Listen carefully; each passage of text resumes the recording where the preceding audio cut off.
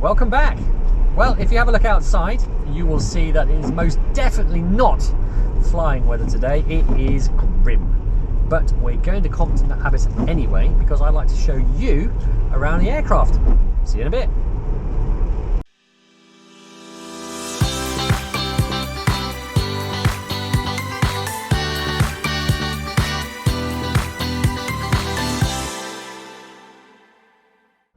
Welcome to my hangar. Oh, this is a place full of toys. Check this out. And here is Jeep. The beautiful Eurostar EV97A. As you can see, probably won't fly too well at the moment. So I'll remove not all of the covers, but some of them, and I'll show you around.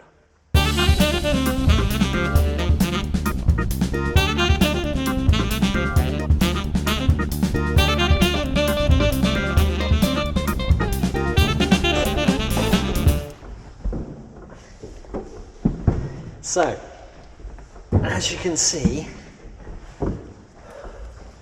not quite as easy to get into as the Piper.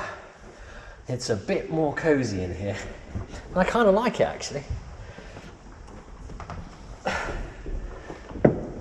The hardest bit is getting these seatbelts on, which I'm not going to do right now. So anyway, this is it. So let me bring you in. So these are the controls. Now, a lot of it is similar to the Piper Warrior. Your basic controls are all still there. Let's just go through them. So we've got just here cockpit heating, and all we do there is just pull that open like so. That lets a bit of heat into the cockpit. Now, interestingly, we've got, this is the COM connector for the headphones. Now, the headphone jack is totally different to the ones I've been using, the dual jacks on the Piper Warrior, which is a bit annoying because it means I can't use my own headphones. But the headphones here, the Lynx ones, are very, very nice. But I would still like to use my own. So if anyone knows what that connector is, and if there's an adapter for it, let me know. So we've got vertical speed, we've got engine speed, air speed, we've got altimeter, and then we've got all the T's and temperatures and pressures, so oil pressure, cylinder head temperature, that's the ammeter where it's charging, fuel gauge, coolant temperature and oil temperature, so that's all pretty straightforward. Push start button, fuel pump, 2 ignition switches for the mags, and that's your generator switch and your master switch. So that's all pretty straightforward. And here's one of the big differences, is this throttle, push in, pull out, compared to the throttle you get on the Piper. And obviously another big difference, we have stick control, which is actually quite natural. So the Piper's got the big yoke here, isn't it? But this stick is really nice to use, and it's so sensitive. It's just very, very sensitive. I'm really enjoying it, and the machine itself is so maneuverable. It's so much fun. The Piper, you kind of like haul it into the corners, so this thing, really good, really good. And move over to this side then. So we've got an ICOM radio system, which is a little bit different to the Piper. Essentially does the same thing. You can pre-program different radio frequencies. There's your compass just there, fuses, and one difference you'll notice straight off the bat, no transponder. I don't know if that's going to be a problem or not. I've looked at all the flyer forums again, such a wealth of information there, and most people seem to think it's not a big issue. Where I think it might be an issue is one of my sort of next year or next 2-year goal is to fly over to the Channel Islands. I think not having a transponder there may be an issue. So I have had a chat with the other syndicate members, and they're all pretty keen on getting a transponder. Not cheap though. I think they're over £1,000, but between the 4 of us it shouldn't be an issue, and there is space to have one, and we've certainly got the weight for it as well. We've still got plenty of weight left in the aircraft. So that's that, and then the rudder pedals and the brakes are exactly where the Piper is. You've got a handbrake down here. You just pull that out, put that on. Flaps are here. So now a difference with the Piper and this one is, if you look down there, your flap is actually underneath the wing. You can't see the flap, so you can't do a visual check when you're sat in the cockpit. You can do that when you do your pre-starting checks, when you walk around the aircraft, but I can't see those flaps, so I don't know if they're down or not, which is a bit disconcerting, but hey ho. I can see the aileron over there, that's no problem, but the flaps are hidden underneath there. So we've got 3 stages, just like the Piper. And now trim tab. Now this thing is insanely sensitive. That's it down there. See, with the Piper, you've got this wheel which you roll and roll and roll and roll forwards and backwards to set the trim up for the aircraft. But this one, my goodness, if I just want to trim it forward, I only have to push it about that much, tiny amounts. And you've got to be super careful with this. I have heard a horror story of a Eurostar where they can only speculate what happened, but the aircraft pitched up really violently, causing so much G-force that I think it was one of the wings effectively bent upwards, maybe even snapped off. Anyway, it plummeted to earth and everybody died, which is horrific. And the investigation couldn't really find anything wrong with the aircraft to cause the crash. So the speculation was either the pilot or the passenger might have knocked this trim tab. Now, I'm not entirely sure about that, because this is a stiff tab and you've really got to shove that hard to do that, but I suppose it could be done. So yeah, I'm super careful about that. And then on the back we got a bit of a parcel shelf. You can't have too much load back there, but you certainly have a little bag of stuff. Not too bad at all. And then we have this, the Garmin GPS Map 296, and I've got absolutely no idea how to use it. So what I can do is I can just put the master on and let's have a look. Oh yeah, we've got these fancy little displays here. So you've got artificial horizon, got a slip indicator here, and these have lots of different modes which I've yet to have a good play around with. If you see it, you can just change things. Now, this is a little bit different to the Piper, because the Piper is like what they call steam gauge. It's all vacuum pump operated, whereas this is all digital.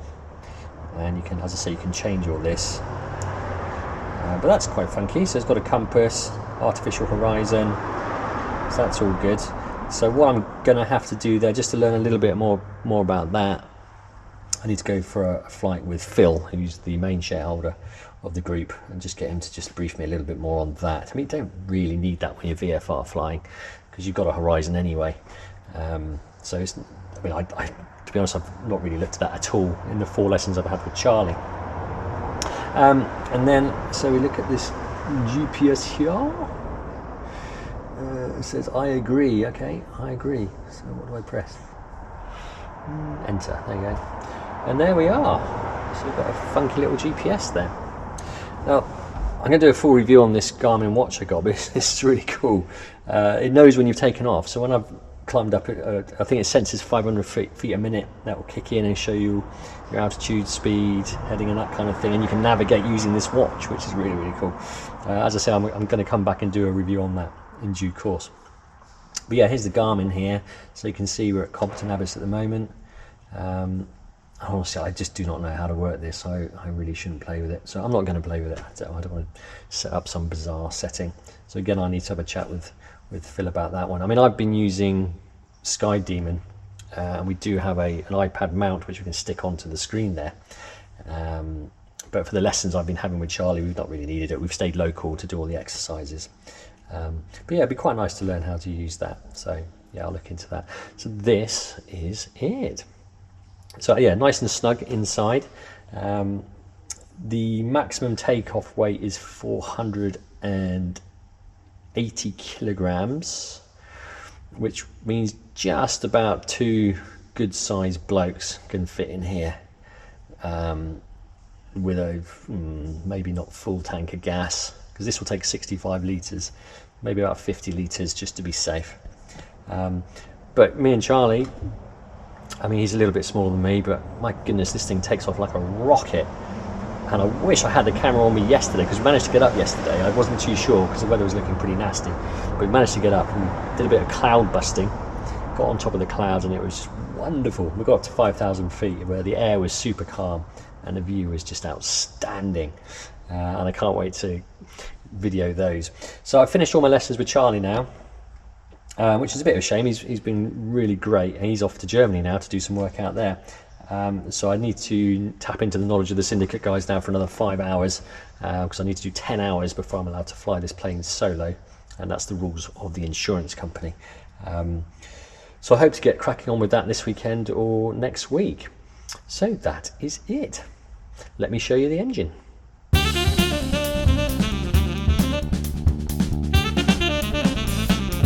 So this is the Rotax 912UL.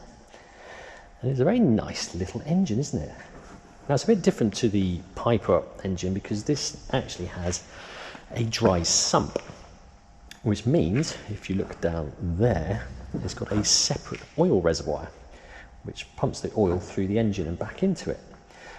You don't tend to find this on regular cars and motorbikes for that matter. It tends to be sort of reserved for your more high performance vehicles, and the Piper Warrior doesn't have it either, so this is quite interesting.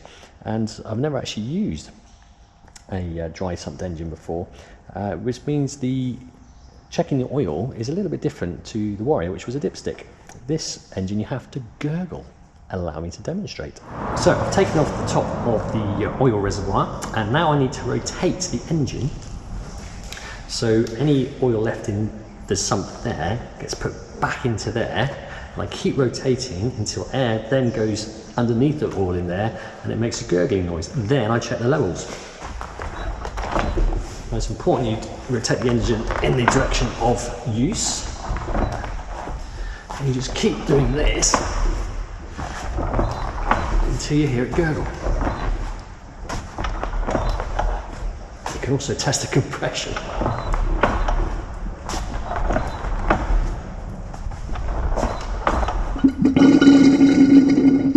There it is.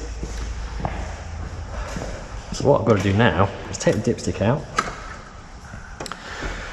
clean it off, dunk it back in,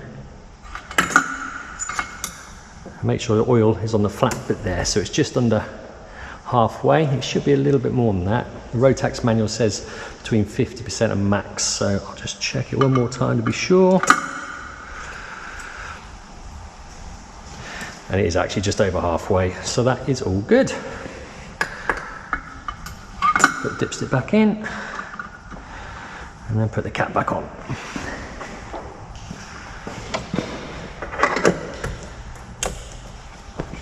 Job done.